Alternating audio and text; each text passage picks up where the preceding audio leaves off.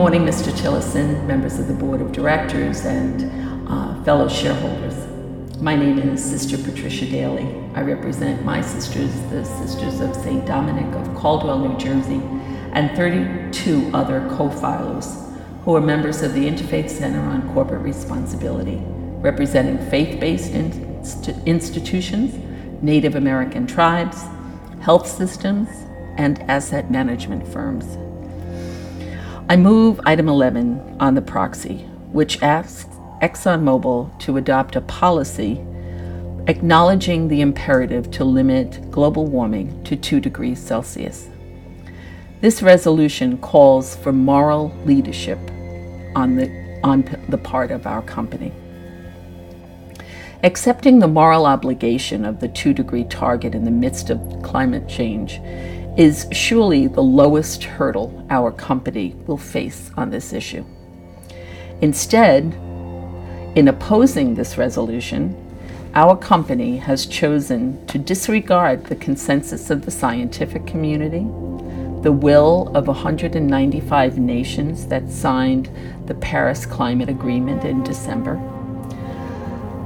our own peers, many of our own peers in the oil and gas industry, and the calls of faith leaders from the Catholic, Jewish, other Christian, Muslim, Buddhist, and interfaith traditions. I'm especially challenged in the last year as I have read and studied and prayed with Laudato Si, presented to the world by Pope Francis, who asks us to reflect on the earth as our common home. Reflecting on that, it surprises me more that our board and you, Mr. Tillotson, would oppose this resolution, which positions our company against a movement for climate justice. Just as the world moves forward, ExxonMobil decides to stand still. Every day, new reports and incidents demonstrate the importance of the 2-degree target for the sake of our planet, future generations, and vulnerable communities hardest hit by climate change.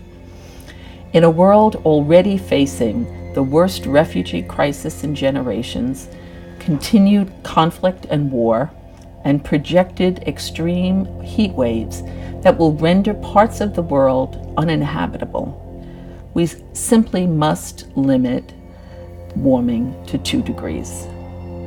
Decades have been lost in the fight against climate change, due in part to our company's deliberate campaign of disinformation. Yet today, Mr. Tillotson and members of the board, our company continues to delay action.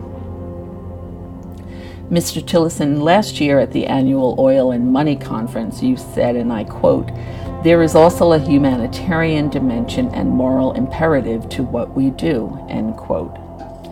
Today, we ask our company to acknowledge the full breadth of its moral responsibilities, to provide the solutions to energy poverty while also limiting global warming to less than 2 degrees Celsius.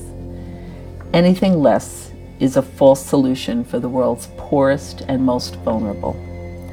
ExxonMobil must join its peers like Shell, BP, and Saudi Aramco, who stated, and I quote, "Our shared ambition is for a 2-degree future.